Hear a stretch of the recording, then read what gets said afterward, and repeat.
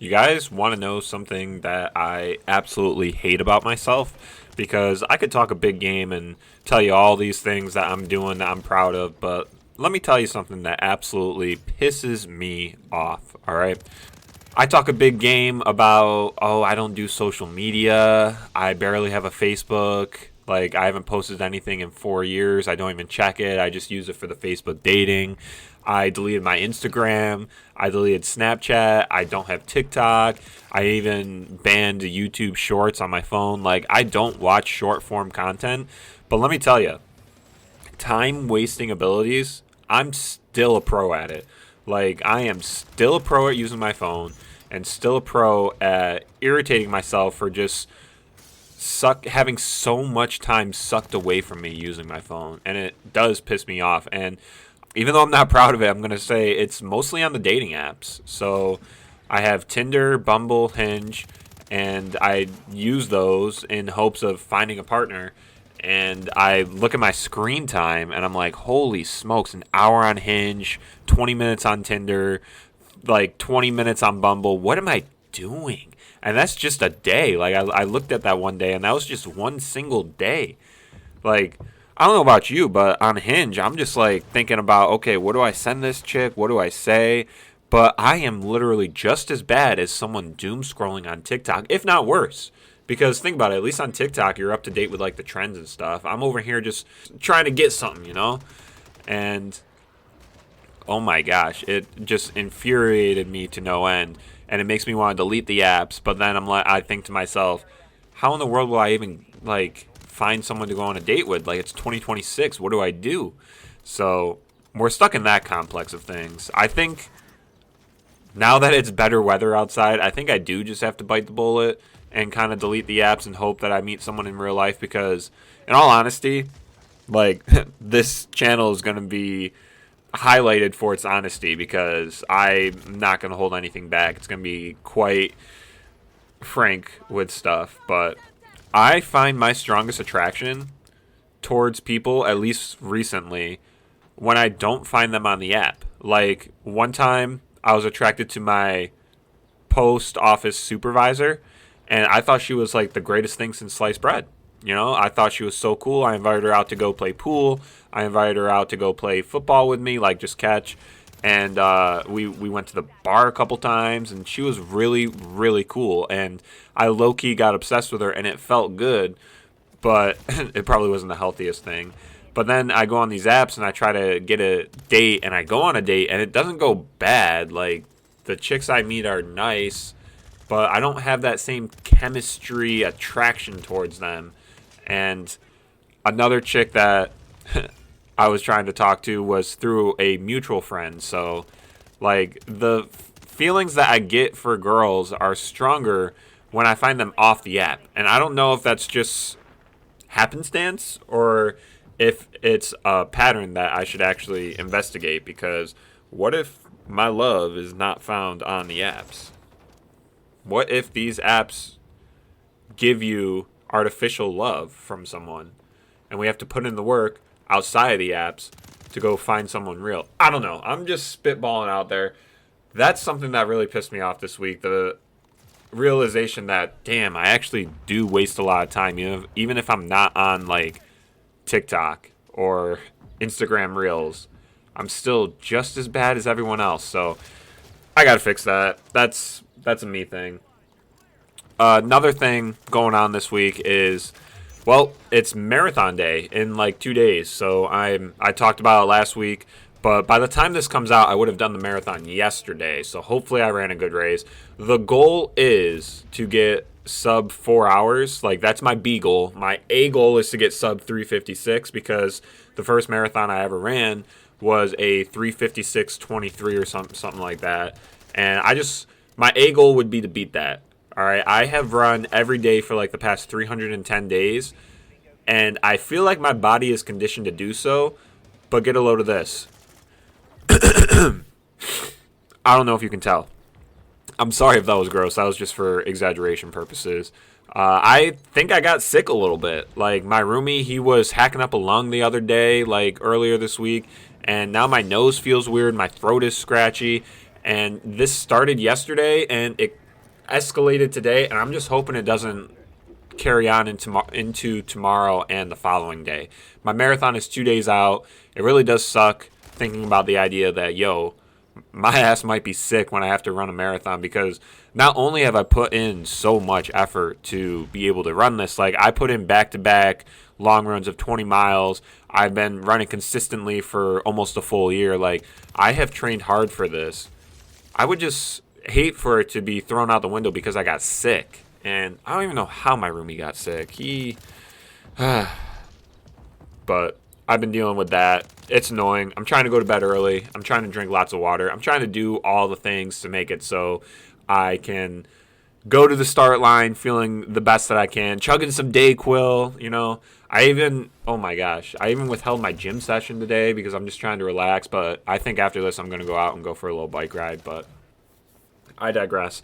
Another thing going on this week I'd like to talk about is, I have 2 tier 1 friends in my life. What's a tier 1, you guys may ask? Well, a tier 1 is like, you know how people say best friend or good friend or acquaintance?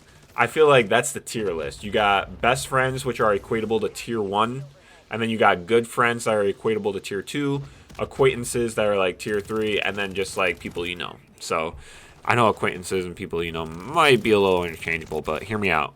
Tier 1s are like the cream of the crop. They're your favorite people. I have 2 tier 1 friends in my life. All right, I live with one, and the other one is down in the southern states doing a seasonal job right now.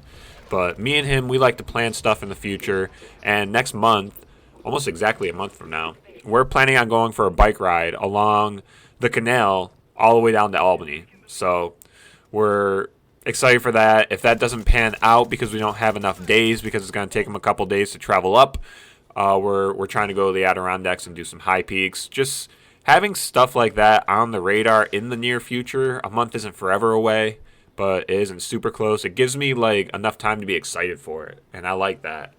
Also, I guess I'm kind of just rattling off everything I'm thinking of, but I play a lot of chess. Chess is probably one of my favorite pastimes. I know this is Call of Duty commentary, but if you guys ever want to watch some chess, like, I'm all for it. I'll throw up a game. My ELO in Blitz, if you guys are unfamiliar with ELO is basically like the ranking system. If you guys are more familiar with Call of Duty, think skill-based matchmaking. That's basically what ELO is. You get a ranking from like 200 to 2,500. I think the best person is like 2,900.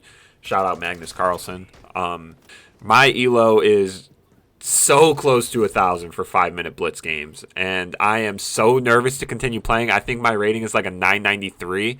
And just to put it in perspective, 1,000 is like really, really good in comparison to a lot of people, because I look at the scoreboard on chess.com, right? That's where I play. And it says I'm in like the 81st, 82nd percentile of all people. So I'm better than like 3/4 of these people out there. So I'm not slacking in chess. It's one of my favorite things to do. I always feel mentally superior whenever I win, and that's the competitive nature in me. I like to win. I hate to lose, but chess also teaches me how to be a gracious loser, even if that joint's hard. Because my roomie, like, he knows when I play chess, because I'll be winning and I'll be like, ha, bozo, what a loser, like, when I win. And then when I lose, I'll like chuck my phone across the room and be like, I'm such an idiot. Why in the world did I do that? So chess is like love-hate, but it's fun. I like it. It constantly keeps my mind busy, and yeah, it's the best. Go play some chess if you haven't. And then, last but not least, I came across this one quote, or I don't even know if you'd want to call it a quote, more so than like an expression or a phrase. A meaningful life takes effort.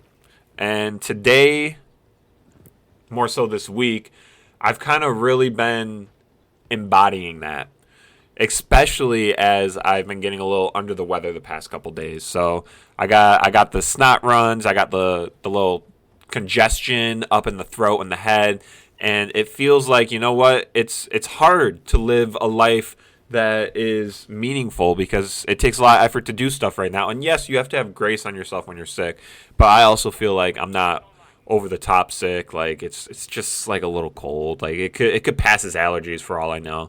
At least I hope. And I'm I realize that it's so easy, especially when I look at my screen time, to just mindlessly swipe on Tinder or Hinge and have that feel like it's being productive because you're like, well, I know I really want a partner, so this is me attempting to get what I want. But then when I look back, like days later, I'm like, damn, I got home from work and I really spent like an hour on Hinge. Like that's not cool. That's really annoying. So it takes effort to live a meaningful life, and that's why like even this week I've made a purpose to try and read more. I know it sounds so just like kind of guru or cliche or like, oh, you're gonna read more, that's how you're gonna make your life more meaningful. But I just feel like your life is more meaningful the less time you spend on your phone. Like, these phones have kind of gone over the top. I absolutely despise them. I was actually talking to my friend today about how he was telling me how he actually stopped having Snapchat send notifications. I'm like, dude, that's good. That's a step forward. Like, I don't even like Snapchat. When I deleted my Snapchat, I was like bugging that all my streaks would be like pissed off at me. But in reality, no one really cared. Like, the streak just ended. No one besides like my brother, who I had like a 1,400-day streak with, was like, yo, dude, you good? Like, it just was there and then it wasn't. So I think we put a lot of weight on these artificial things because it's just habit.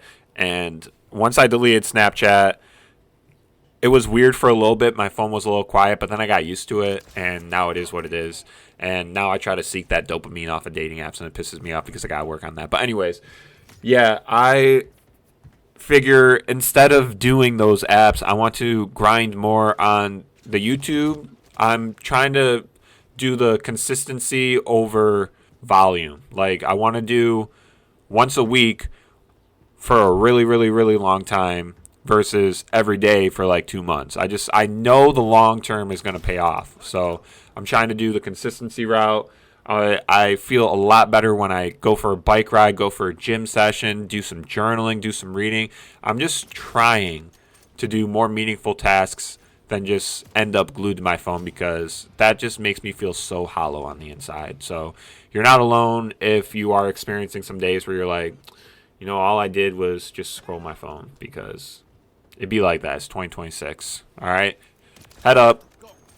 Get better. We in this together. So that's my week this week. Next week, hopefully I'll have good news about the marathon, maybe a tattoo and some other stuff. But that's it.